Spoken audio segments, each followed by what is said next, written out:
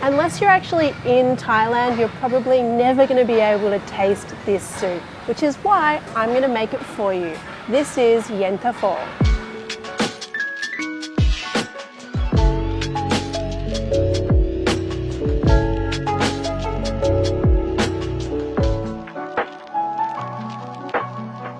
Yenta pho. Yenta pho. Yenta pho. Is it right? How do you say it? Yenta pho. Today we're going to be making yenta pho. You make everything sound Italian, Dax. One of the things that's scary about trying to make like street food style noodle soup at home is that it kind of looks complicated, but I'm going to break it all down for you so at the end of this video you are going to be making street food noodle soup like a pro. One of the first things you might have asked yourself is, why is it pink? There's a few reasons why it's pink. Let's start off with the chilies first of all. I'm using large and small, mild and hot to get a good balance of flavor. Now I'm going to use Thai sriracha sauce because that's the original and the best. I love rooster as well. It's just that for this particular soup you want the tanginess and the tartness of a Thai sriracha sauce. Add some tomato ketchup, and then here we go again with the red things. This is red fermented bean curd. You want the bean curd itself and you want that red bean curd sauce. This is widely available in Asian grocery stores, or search it out online. Add some fresh garlic cloves and pickled garlics. So peel off the little cloves, pop those in, and you want some of the pickled garlic juice as well. This is all the tangy flavor that you're going to love. Add some white vinegar and some sugar and blend. Oh, wow, look at that color. It's such a happy color.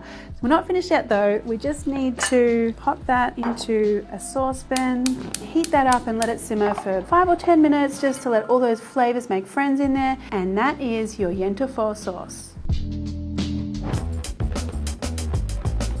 The broth for any Asian noodle soup is really important, and I'm going to show you this really great trick which I stole from my mum of turning water into the most amazing stock with the most simple ingredients. We're actually going to start off with some pork mince. Typically my mum would use pork bones here, but they were like really expensive in my supermarket this morning, so we're going to do this pork ball method, which is also amazing. Add some fish sauce, white pepper, mix it. So the Asian mama trick here is slap that pork around. I don't know, it sounds rude, but it's what you need to do to get the right texture. Have I done a good job? Is that what I'm supposed to do? Yeah. You show me. Bang a bit more. Yeah, you bang it a bit more then, all right. I knew it wouldn't be right. You're gonna bang a bit more. See? More. Really harnessing some Asian mum. I can see that. I can, oh, see Look, that. look, none in there. Look. And why do we do that? Because we want the texture, right? You want to take the firm, Makes yeah. it firm. Do you want to make the rest of this soup now? How big? You don't want big too Not big. too big. I don't like it too big. More yet? That's too big. No, not too big. It's too big. No. Yes, it's too.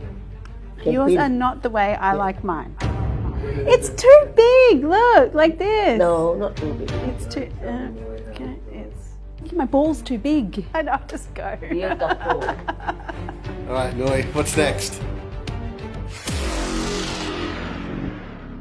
Okay, so we are now making meatballs and broth in here. And as that pork cooks in that water, the water is going to be beautifully flavored by the fish sauce and the pork and the pepper. So the pork balls just need to simmer for around about 10 minutes. Take them out with a slotted spoon and you've got the start of a really great pork broth here, but we need to add some extra things. I'm going to take some coriander, and I just need the root end of the coriander. Chop that roughly, pop it into my mortar, add some garlic and some pepper and give that a pound. This is what's called samgler in Thai. It's a 3-flavor paste and it is magical. It makes everything taste really good. Spoon it out into your broth. The other really traditional ingredient to add to a Thai pork broth like this is daikon.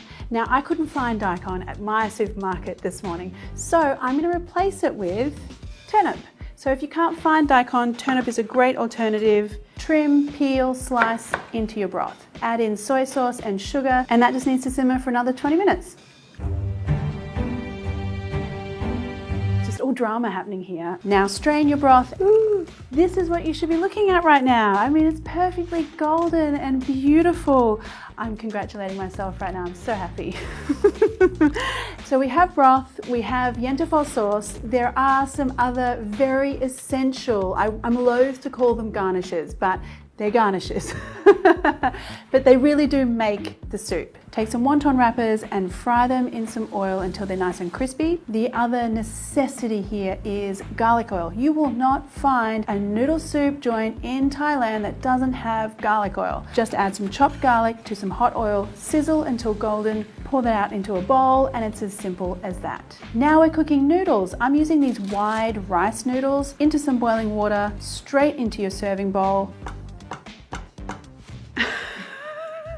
Now here's a really nice selection of the kinds of things you would get at a street cart to put in your yenta pho soup. I always like to go with the puffed tofu. There's various types of fish cakes and fish balls here. I've got some prawns too. Just heat that through in the boiling water. When the prawns are cooked, put all of that into your bowl as well. The traditional vegetable here is pak bung. That's what we call it in Thai. It's also known as water spinach or kangkong. You just need to trim the ends and then cut the stems into battens. We sort of mainly use the stems for this soup, so you can use the leaves for a stir fry. Pop that into boiling water and then again into your bowl. And then here comes the magic part. Okay, your yenta pho sauce goes on top.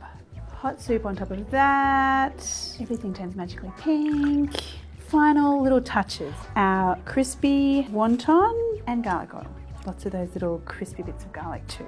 And there you go. How exciting is that? I mean, even I'm excited. It's so cool to recreate something that you love to eat, like street side in Bangkok at home. All right, let's get in here. Have a look at the color of this broth. Ah, so good. This is why you need to be making this noodle soup at home. It's like no other flavor. It's porky and salty, but it has like this funky tang to it. I really love it. I love it so much.